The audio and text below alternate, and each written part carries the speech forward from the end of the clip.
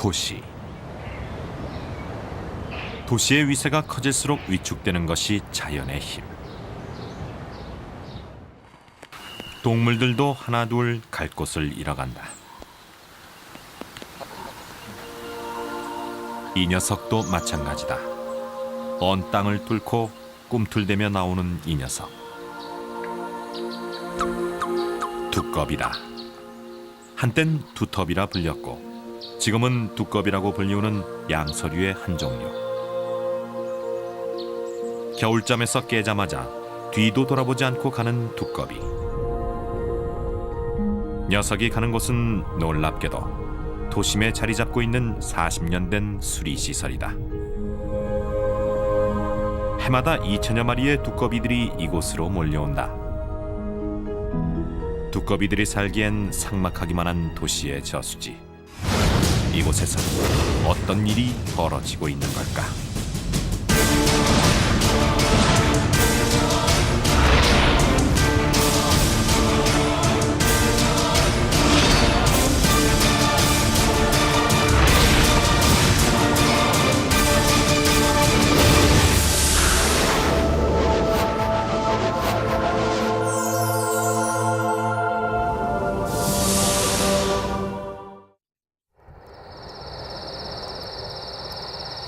야행성인 두꺼비는 밤이 돼서야 본격적으로 활동을 시작한다.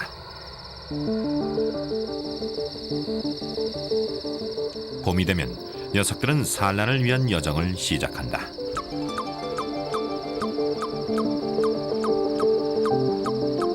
그 출발을 가장 고대하는 건 바로 수컷들이다. 겨우내 길고 길었던 외로움을 보상받으려는 듯 수컷들의 구애 작전이 시작된다. 목적은 단 하나, 암컷을 먼저 차지하는 것. 암컷 하나를 두고 결투가 시작된다.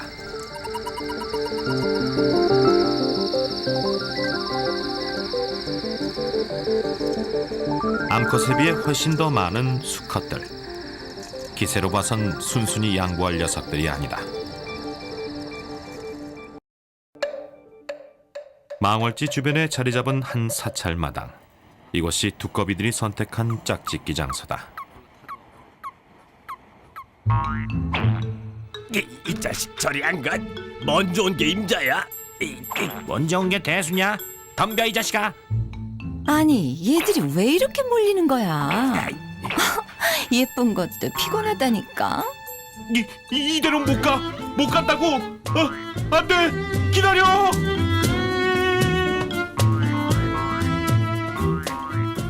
한번 붙어보자는 거야. 이래도 안 떨어져. 이래도.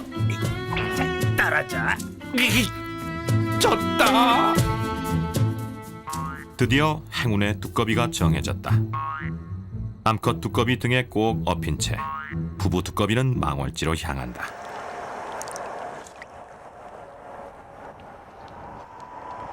매년 2천여 마리의 두꺼비들이 약속이라도 한 듯 망월지를 찾아온다. 그리고 부부 두꺼비는 산란을 하기 위해 일주일간의 수중 생활에 돌입한다.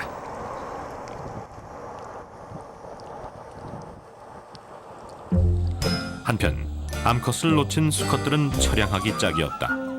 조그만 움직임에도 예민해지는 녀석들. 저기 우리 외로운 두꺼비들끼리 위로라도. 근데 냄새와 소리로 암수를 구분하는 두꺼비들. 이건 냄새가 남자 같은데 소리도 이상하고. 뭐야 이거? 이놈 남자잖아. 야 저리 가. 이게 뭐야 이거? 아하 오늘 재수 참. 이거 이런. 오늘도 허탕쳤구만. 제 짝을 찾기 위해 치열하게 몸부림치는 이 녀석들은 물과 육지를 오가며 환경 상태를 측정하는 척도, 즉 환경 지표종이다. 환경오염과 기후변화, 서식지 파괴로 지난 10년 사이에 개체수가 급감했다. 도시화가 진행될수록 더욱 보기 힘들어진 귀하신 몸이다. 다음 날 이른 아침. 망월지를 접하고 있는 도로, 그 위로 참혹한 현장이 발견된다. 산에서 내려오다 도로를 미처 다 건너지 못하고 숱한 두꺼비들이 차가운 도로에서 죽음을 맞이했다. 산란을 위해 가는 길은 목숨을 건 여정이었다.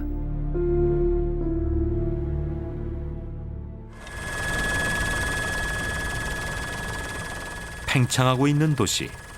갈 곳 잃은 두꺼비들은 내몰리다시피 망월지로 모여들고 있다. 이곳마저 사라지면 두꺼비들은 일대에서 유일하게 남은 산란지를 잃게 되는 것이다. 결국 망월지는 갈 곳 잃은 두꺼비들의 마지막 보루인 셈이다.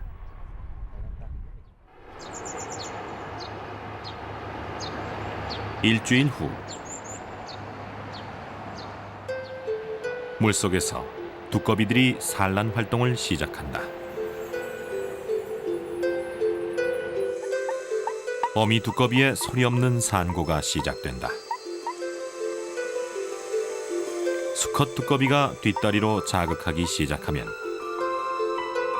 이윽고 알이 실처럼 이어져 나온다. 그리고 체외 수정이 시작된다.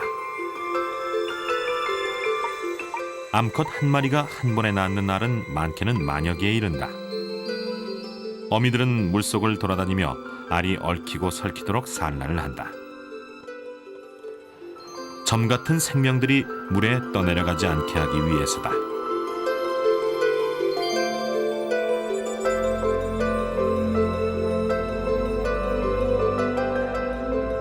알은 수면에서 그리 깊지 않은 곳에 자리를 잡는다.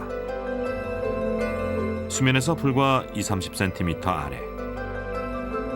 마치 그물처럼 엉켜 서로를 보호하면서 부활을 기다리고 있다.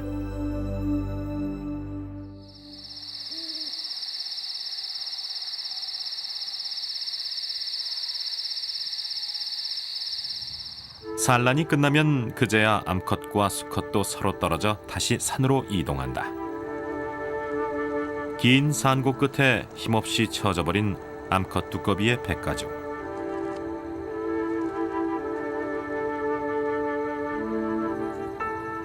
이미 기진맥진해진 어미 두꺼비의 발걸음은 무겁기만 하다.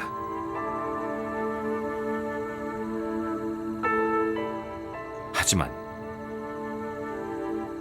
쉬고 싶은 암컷 두꺼비의 바람은 쉽게 허락되지 않는다.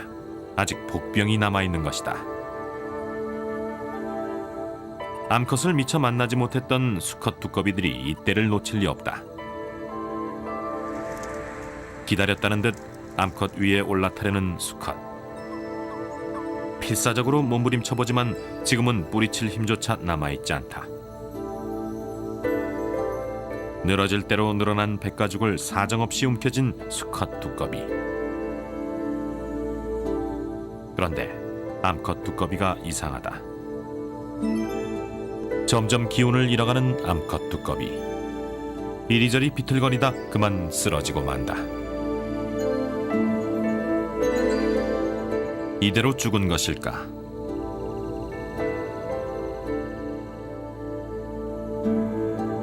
하지만 지금 두꺼비는 죽은 것이 아니라 죽은 척하는 것일 뿐. 양서류 중 유일하게 의사활동, 즉 죽은 척 할 줄 아는 동물이 두꺼비다. 겨우 수컷을 떼어낸 암컷은 그제야 지친 몸을 추스르고 한 달간 봄잠에 들어간다.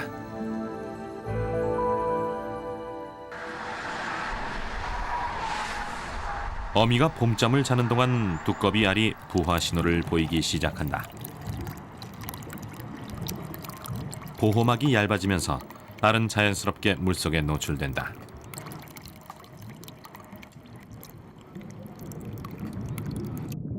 (99%의) 엄청난 부화율을 자랑하는 두꺼비들이지만 간간히 하얗게 죽어버린 것들도 눈에 띈다.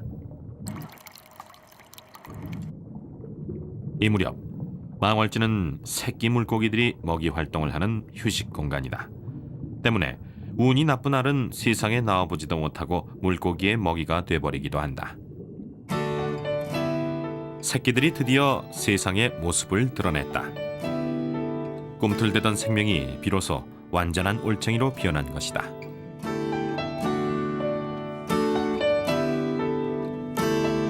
갓 태어난 새끼들은 몸에 지닌 난황과 물속 이끼를 먹고 자란다.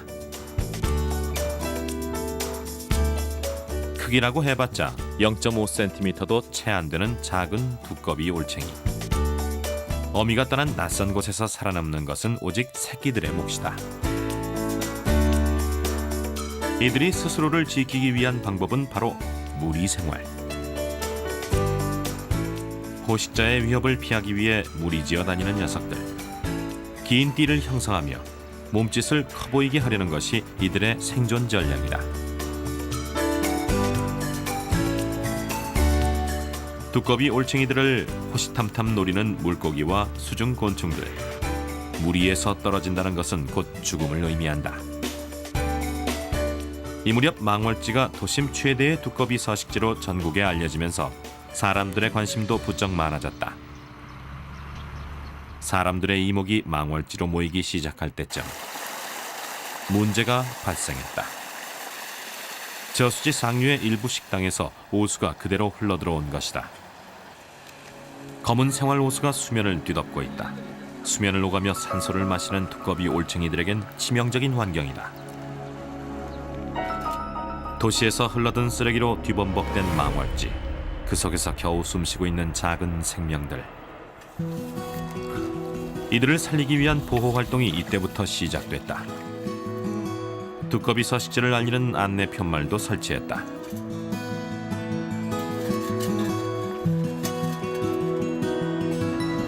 그리고 임시 이동 통로도 만들었다. 새끼 두꺼비들의 대이동을 대비한 것이다. 한결 안정을 되찾은 망월지. 망월지의 상태가 좋아지자 더욱 활발하게 움직이는 두꺼비 올챙이들. 이 무렵 두꺼비 올챙이들의 주식은 이끼. 물속의 이끼를 먹으며 영양분을 섭취한다.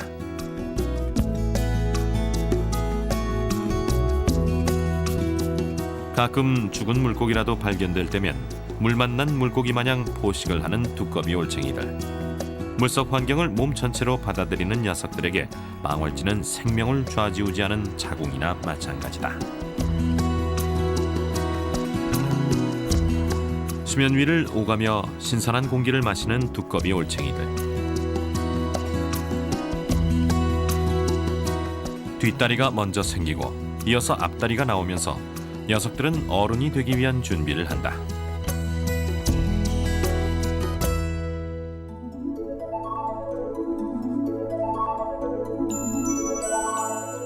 (5월) 중순경. 물가에서 반가운 얼굴이 눈에 띄었다. 크기라 해봐야 1cm 남짓. 하지만 제법 두꺼비다운 모습으로 육지에 올라온 녀석들. 생애 최초의 육지 나들이에 사람들의 호기심이 집중된다. 한번 나왔다 하면 물속으로 좀처럼 들어가지 않는 두꺼비들. 지금부터는 피부 호흡을 연습하며 육상 적응 훈련을 시작한다. 육상 생활에 적응한다는 것은 육지 천적과 사투를 벌여야 한다는 뜻이기도 하다. 새끼 두꺼비들을 호시탐탐 노리는 육지 생물들.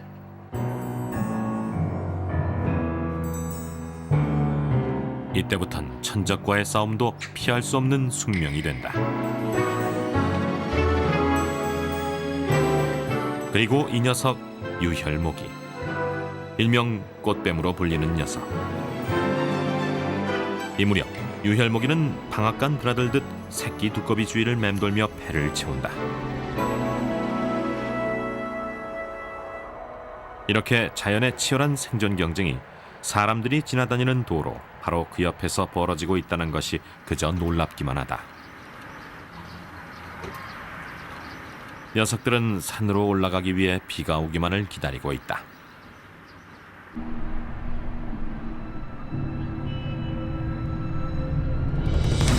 하지만 5월의 봄은 잔인하다. 난데없이 30도씨를 오르내리며 계속되는 뜨거운 날씨. 아직 살갗이 연한 녀석들. 햇볕에 5분만 노출돼도 새까맣게 죽어버린다. 그러던 어느 날 더욱 처참한 광경이 목격됐다. 가려진 숲을 사이로 떼죽음을 당한 두꺼비들. 5분의 1 이상이 죽었다. 대체 무슨 일이 있었던 걸까? 하지만 이미 살아있는 새끼 두꺼비들에게 시선을 빼앗긴 사람들은 그저 관심밖의 일로 여길 뿐이다. 도대체 왜 새끼 두꺼비들이 죽게 된 걸까?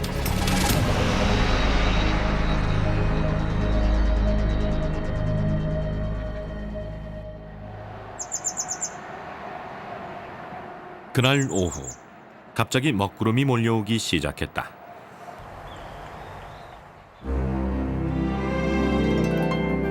녀석들의 낌새가 심상치 않다. 대기 중에 물냄새를 맡은 새끼 두꺼비들이 밖으로 나오기 시작한다.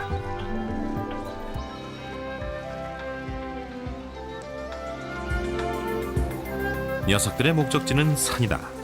마치 약속이라도 한 듯 인근 산을 향해 기어가기 시작한다.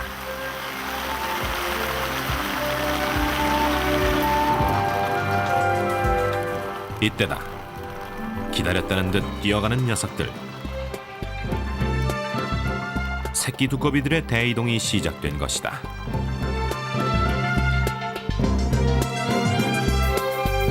순식간에 절마당이 가득 찼다. 오로지 본능이 가리키는 방향대로 뛰어가는 녀석들. 지금까지와는 다르게 빠른 몸놀림. 어린 생명들의 대행진이 시작된다. 이들은 도시를 뒤로하고 자연의 품으로 돌아가고 있다. 새끼 두꺼비들의 이동은 밤에도 계속된다. 어미도 없이 산으로 올라가야 하는 새끼들. 죽고 사는 것은 오로지 녀석들 스스로 챙겨야 할 몫이다.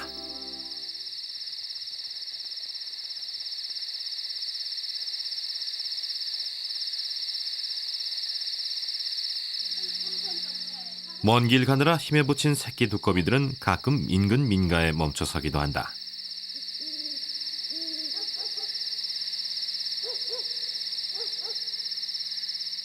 그런데 암컷 두꺼비의 반응이 이상하다.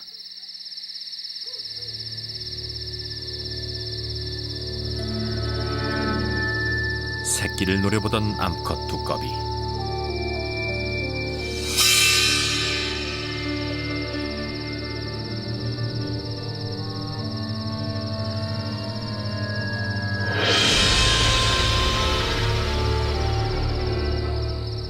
움직이는 건 모두 먹이일 뿐. 생태계에서 볼 수 있는 자연의 법칙이다.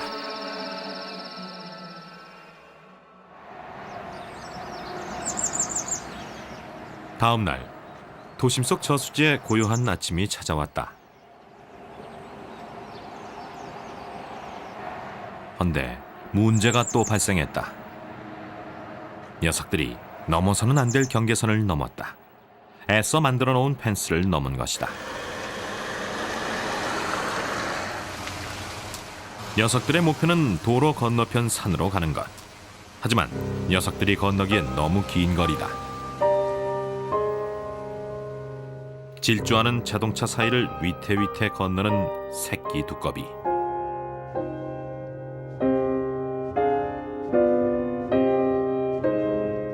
한 걸음 한 걸음이 간절하다.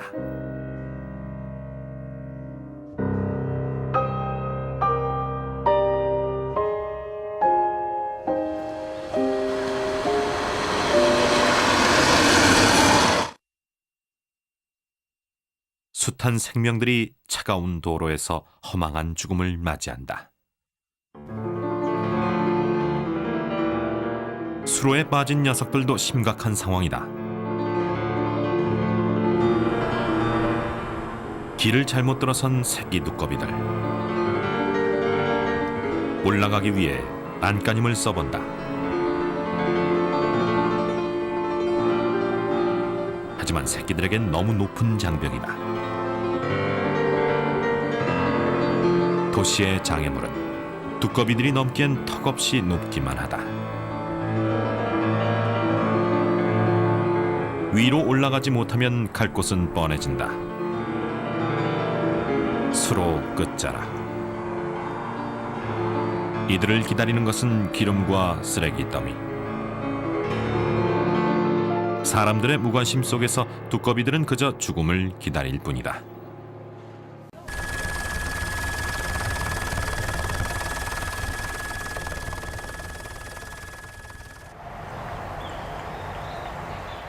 일단 산으로 발을 들인 녀석들은 밤낮을 가리지 않고 이동을 계속한다. 그리고 산 아래에서 꼭대기까지 사방으로 흩어져 자리를 잡는다.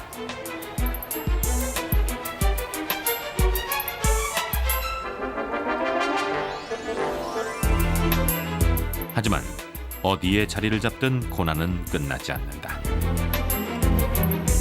목적지로 가려면 반드시 이곳 텃밭을 지나가야 한다. 인간이 만들어 놓은 장애물, 새끼 두꺼비들이 통과하기엔 버거운 코스다.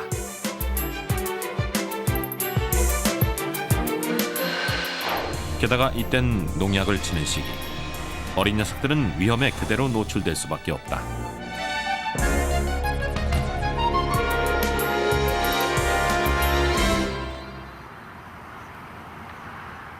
어렵게 산으로 들어오고 나면 이제부턴 철저한 개별 생활이 시작된다. 녀석들이 찾는 곳은 대부분 습기가 많은 물골 주위. 작은 생물을 먹이 삼아 서서히 산속 생활에 적응하기 시작한다. 작은 개미를 잡아먹는 새끼 두꺼비. 하지만 덩치가 제법 큰 왕개미를 만났을 땐 사정이 달라진다.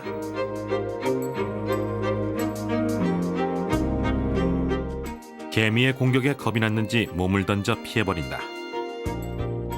생존법을 채 익히지 못한 녀석들에겐 산속 생활은 그야말로 위험투성이다. 그래서 녀석들에겐 흙과 바위 틈 사이가 몸을 숨길 수 있는 최고의 장소다. 굴 속에 들어가 있는 두꺼비. 위험한 산속에서 이만한 은신처가 또 없다. 게다가 습기까지 적당해 더없이 좋은 보금자리다. 하지만 야생에 적응을 못한 녀석들에게 자연은 결코 긴 시간을 주지 않는다. 야생 생활의 실패는 곧 죽음을 의미한다.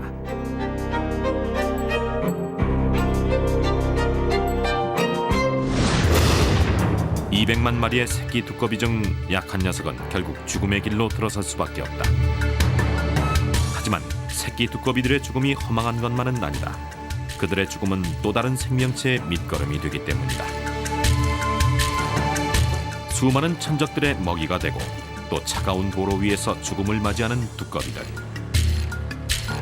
결국 2, 3년 뒤 10,000마리당 1마리의 확률로 망월지로 다시 돌아오게 된다.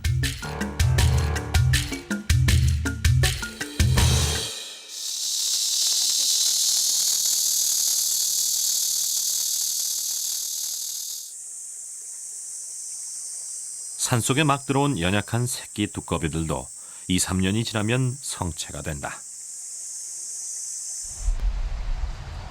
몸집이 제법 커지고 나면 자연에서 살아가는 것은 비교적 순탄해진다. 날이 어두워지기 시작하면 슬슬 먹이 활동을 시작하는 두꺼비. 이젠 제법 의젓한 사냥꾼의 모습이다. 몸집이 작은 생물이라면 닥치는 대로 먹는 두꺼비. 녀석은 먹잇감 근처로 살금살금 다가와 메뚜기를 노리고 있다. 일단 두꺼비의 끈끈한 혀에 걸려들면 손쓸 방법이 없다.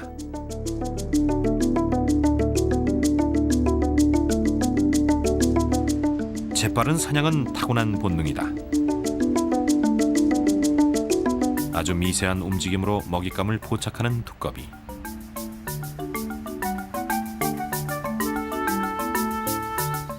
제 아무리 검이라도 녀석 눈에 띄었다 하면 죽은 목숨이나 다름없다.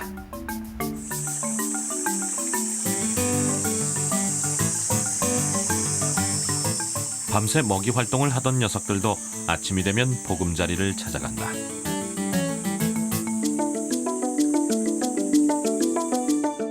어느 물가, 낙엽이 가득 쌓인 곳에서 무언가가 들썩인다.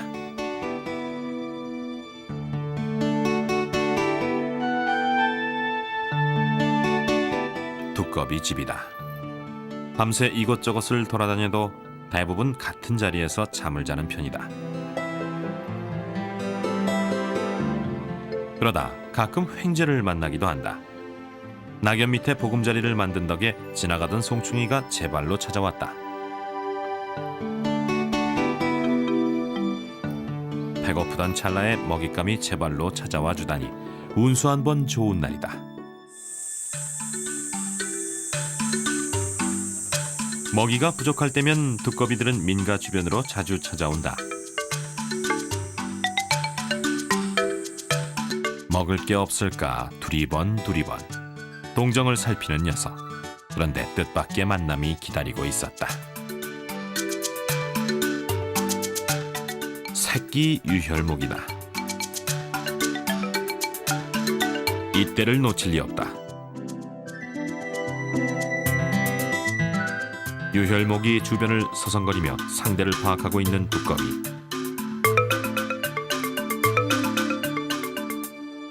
그러다 유혈목이를 물어버린다. 하지만 상대도 만만치 않다. 두꺼비와 마찬가지로 유혈목이 역시 죽은 척을 할 줄 아는 유일한 파충류인 것이다.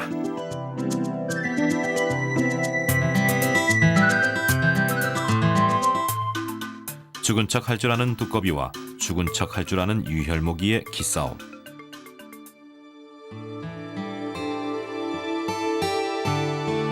결국 두꺼비가 조용히 물러선다. 영악한 새끼 유혈목이 구사일생으로 목숨을 건졌다.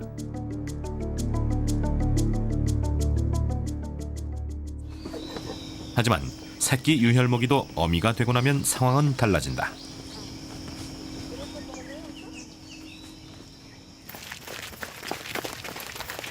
뱀이 무언가를 물고 있다는 등산객의 제보를 듣고 급하게 달려갔다.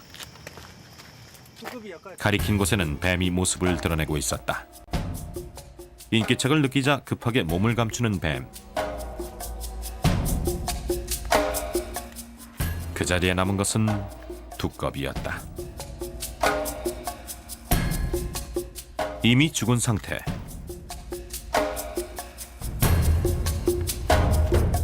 뱀에게 물린 흔적이 선명하게 남아 있었다. 유혈목이다.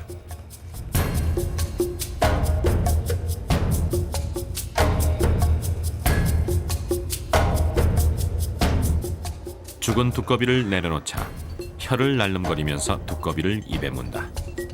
배가 고프긴 고팠던 모양이다. 그 자리에서 삼킬 줄 알았던 유혈목이. 하지만 갑자기 두꺼비를 입에 문 채 몸을 세워 산 위로 올라간다.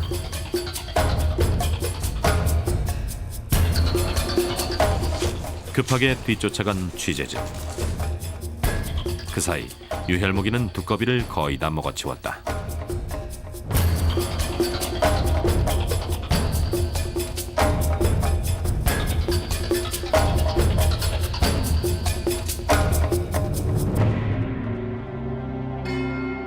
먹잇감이 만족스러웠는지 유혈목이는 나무 위에서 유유히 휴식을 즐기고 있다.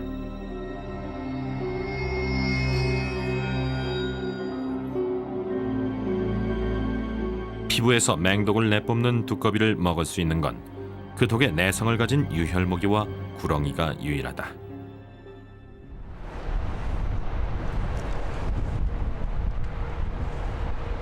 더위를 식히는 실바람이 불기 시작했다.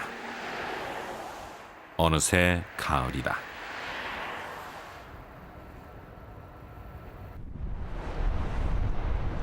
이 시기가 되면 많은 두꺼비들은 목숨을 걸고 도시로 발걸음을 향한다. 위험을 무릅쓴 여정이다. 이들이 찾는 곳은 텃밭 옆에 자리 잡은 수로다. 왜 두꺼비들은 위험을 감수하면서까지 수로로 내려오는 걸까?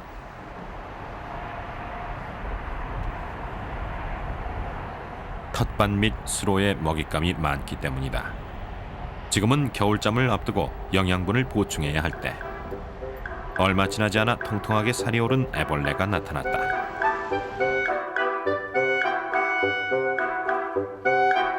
끈적끈적한 혓바닥으로 재빨리 애벌레를 낚으려는 두꺼비. 하지만 물기 있는 벌레를 잡아먹기란 쉽지가 않다.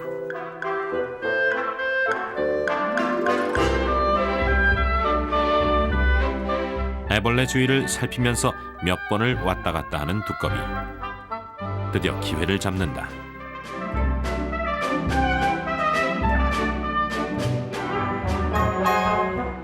가을엔 이만한 만찬이 또 없다.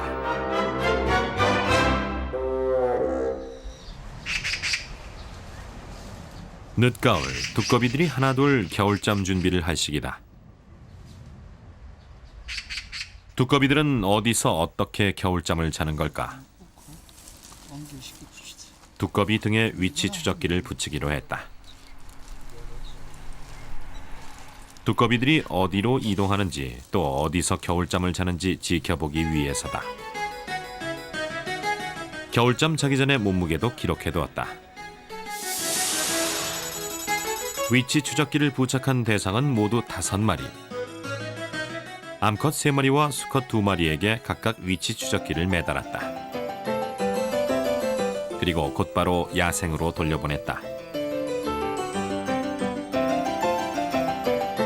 슬슬 겨울잠 잘 준비를 하는 두꺼비. 금세 졸리는 눈치다. 그리고 2주일 동안 두꺼비 5마리의 이동 경로를 추적했다.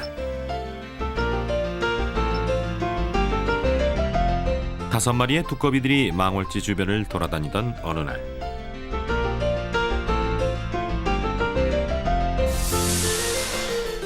총 5마리 가운데 4마리는 실종. 그리고 남은 1마리는 산중턱 주위를 맴돌다 산 아래 텃밭까지 내려온 후에야 이동을 멈췄다. 바로 이곳이다. 총 30cm 길이의 추적기 안테나 중 윗부분 5cm가량이 보였다. 즉, 땅 아래 25cm 지점에서 잠을 자고 있다는 말이다.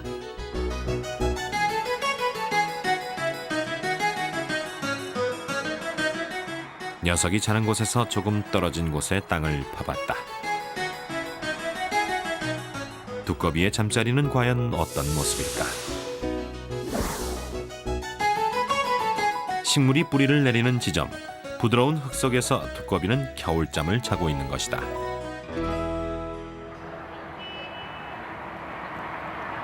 바람이 점차 매서워지더니 이내 겨울이 찾아온다.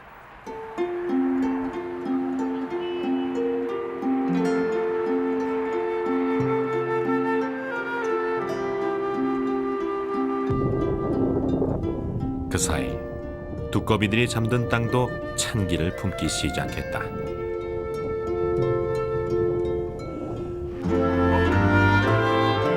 도심 최대 두꺼비 산란지인 망월지에도 겨울이 찾아왔다. 물도 땅도 모두 얼어붙었다. 추위를 피해 모습을 감춘 두꺼비들.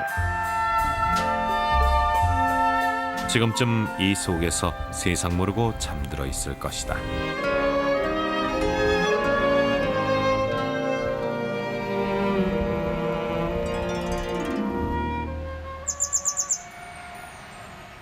이윽고 봄의 훈기가 느껴지기 시작한다.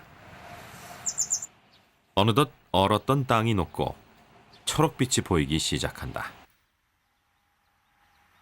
경칩이 지난 어느 날, 추적기를 부착한 두꺼비가 잠을 자는 것에도 변화가 생겼다.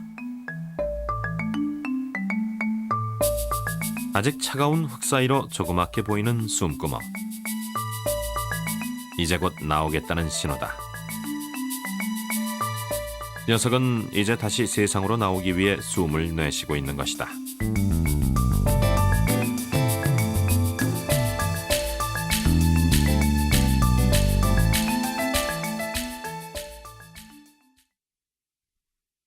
그리고 며칠 후 땅이 들썩거리기 시작한다.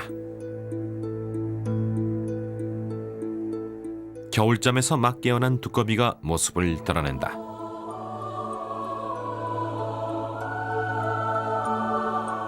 오랜만에 맞는 바깥의 신선한 공기를 만끽하는 듯 숨을 몰아쉬는 녀석.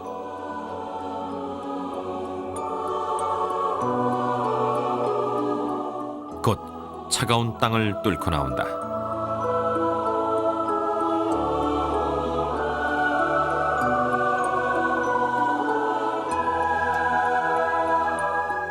비몽사몽 헤매는가 싶더니 금세 우람한 모습을 드러낸다.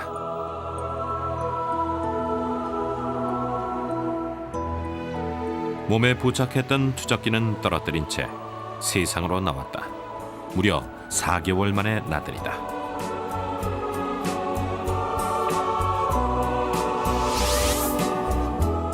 삼 번 추적기를 단 암컷이다.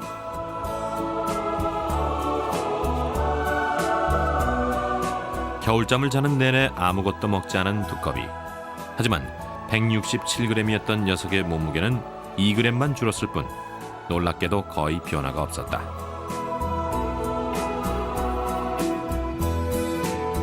겨울잠에서 깬 두꺼비는 조금도 지체하지 않고 또다시 망월지로 향한다.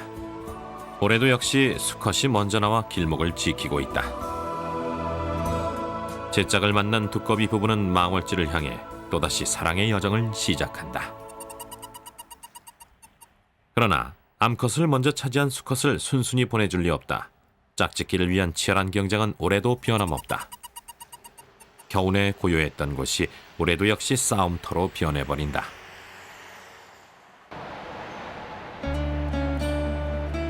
격전 끝에 탄생한 생명들.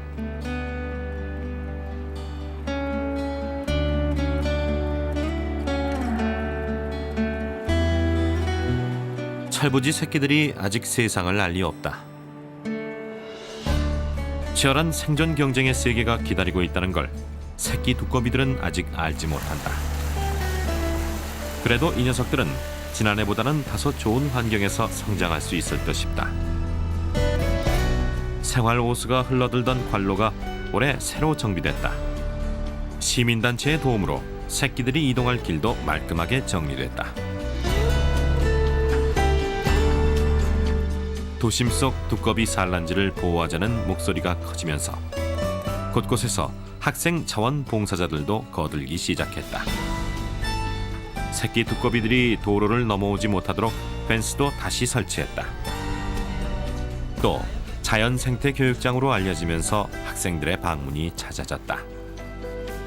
사람들의 관심과 보호 속에서 두꺼비와 망월지는 안정을 되찾아가는 분위기다. 새끼 두꺼비들이 막 육지에 올라와 있었다.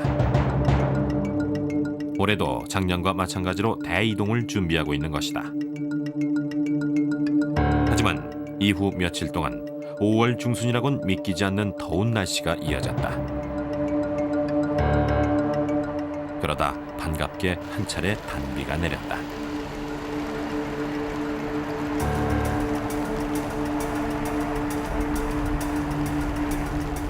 기대에 부푼 녀석들이 드디어 하나둘 모습을 드러낸다. 그런데 뭔가가 이상하다. 새끼 두꺼비들의 수가 확연하게 줄어들었다.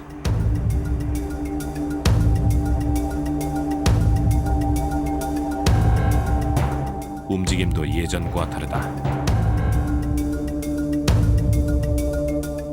지난해와 너무나도 다른 모습이다. 이동이 수월하도록 길도 마련해놨지만 그 위로 기어가는 녀석은 고작 몇 마리뿐. 며칠을 지켜봤지만 상황은 달라지지 않았다. 불안한 마음으로 살펴본 저수지. 그런데 이게 웬일인가. 새끼 두꺼비들이 죽은 채 아예 녹아가고 있었다. 죽은 두꺼비 위로 다른 녀석들이 올라와 있지만 역시 죽음을 목전에 두고 있다. 살기 위해 몸부림쳐보지만 결국 녀석들은 죽음을 피해가지 못했다.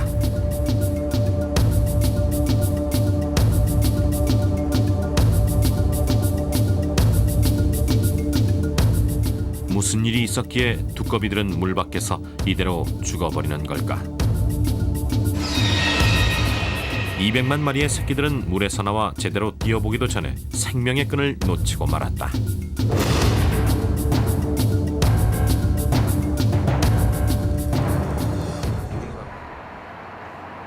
상황이 악화되자 시민단체와 각 해당 기관에서 긴급하게 조사에 들어갔다.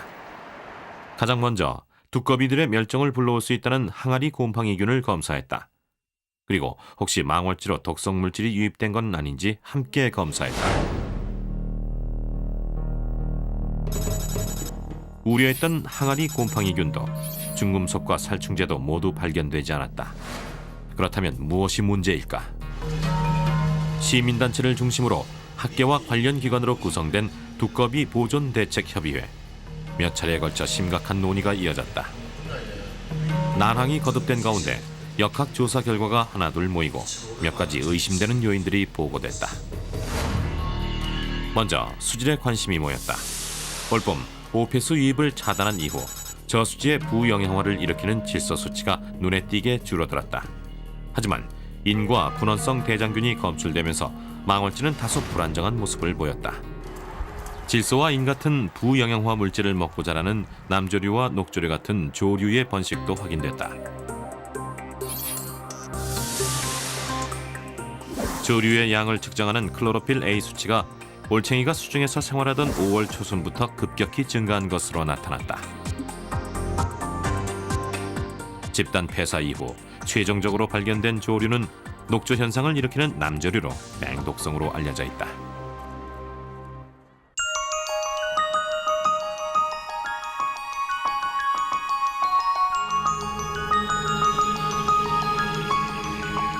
이어진 망월지 어류 조사에서는 두 종류의 외래종 물고기와 외래 수중 생물이 서식하고 있는 걸로 조사됐다. 미국에서 지목한 것과 마찬가지로 물곰팡이를 퍼뜨려 양서류 생태에 악영향을 줄 수 있는 요인이다. 또 저수지 밑바닥에서 서식하는 저생 생물도 이상 서식 상태를 보였다. 망월지 상류의 깨끗한 저수지에선 다양한 종류의 저생 생물들을 볼 수 있는 데 비해 이곳에선 고작 민물새우 한 종류밖에 발견되지 않았다. 그만큼 수중 환경이 좋지 않은 저수지에서 두꺼비 올챙이가 성장한 것으로 해석할 수 있다.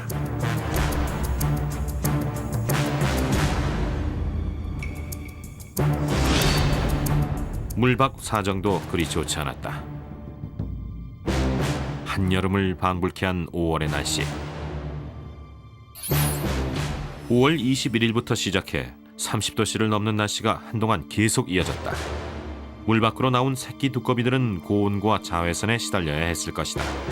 역시 미국에서 살펴본 집단 폐사의 요인 중 하나다.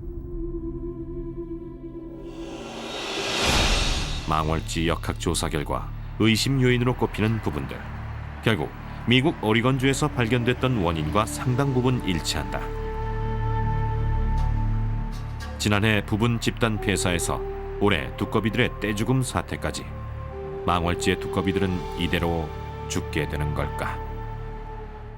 해외 사례를 볼 때 두꺼비의 생장과 생태에 영향을 미칠 수 있는 요인들은 아주 많은 데 비해 아쉽게도 국내에는 두꺼비 연구 자료들이 거의 없습니다. 그래서 지금까지 추정되는 위험 요인들을 다시 한번 정비하고 지속적인 관찰과 조사를 통해서 함께 살아갈 수 있는 환경을 만들어 나가는데 힘을 모을 계획입니다. 어미 두꺼비들은 내년에 다시 망월지로 찾아와 수백만 개의 알을 낳고 갈 것이다. 하지만 집단 폐사의 원인과 대책을 찾지 못하면 올해 같은 집단 폐사는 해마다 반복될 것이다. 이는 곧 수년 내 이 일대 두꺼비들의 멸종을 의미한다.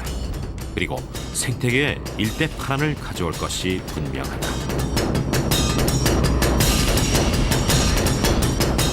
삼중 사중의 고통을 겪으며 울부짖는 두꺼비들.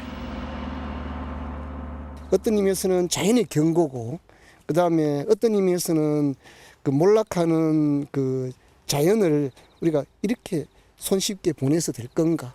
하는 점을 우리가 한번 느끼게 하는 시점이라고 생각됩니다. 도시에 편입된 자연. 그 속에서 신음하는 그들. 두꺼비들이 희망의 메시지를 전해줄지, 대재앙을 가져다 줄지 결국 인간의 손에 달려 있는 것이다.